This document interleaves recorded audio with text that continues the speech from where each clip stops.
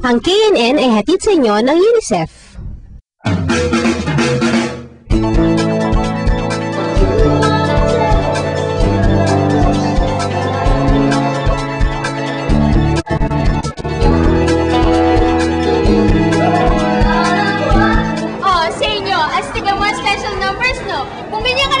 Huwag silayanin ng talento.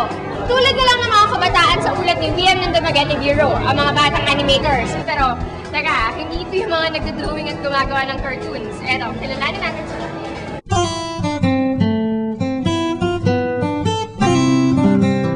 Ganito ang normal na senaryo sa simbahan. Tahimik, seryoso, at minsan, di may pagkakait na talagang nakakaantok. Siguro, ito ang dahilan kung bakit bihira ka nang makakakita ng mga kabataang aktibo sa kanilang parokya. Ngunit, hindi na ngayon. Dito sa Dumaguete, aktibong-aktibo ang Parish Youth Council. Naging saksi kami rito nang pumunta kami sa Youth Mass. Nakita namin, bago naman magsimula ang misa, ay nasa simbahan na ang mga kabataang miyembro ng choir at ng church band. At may isa pang kakaibang grupo, ang mga tinatawag na animators. Ang papel nila sa misa?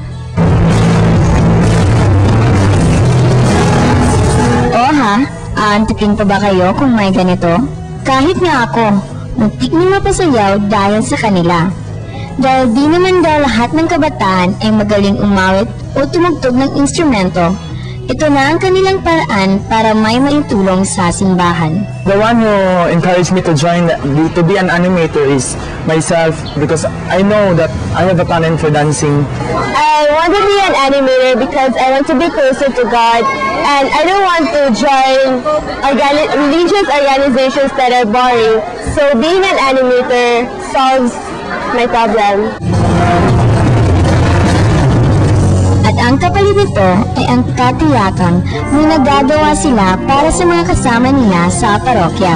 Yung mga nagsisimba at pumunta dito sa church siguro ay nasisiyan siguro dahil hindi sila naantok, dahil merong nag-i-entertain sa kanila sa kanilang harapan at na nakakatulong ang aming performance sa paghikayat ng ibang youth na sumali sa amin at malaman ng church goers na masaya ang Parish Youth Council. Nakatutuwang sa dami ng mga libangang pinagkakabalahan ng mga kabataan ngayon, ay piniling pa rin ng mga miyembro ng Parish Youth Council na maglingkod sa simbahan. Kaya naman, saludo kami sa inyo, animators!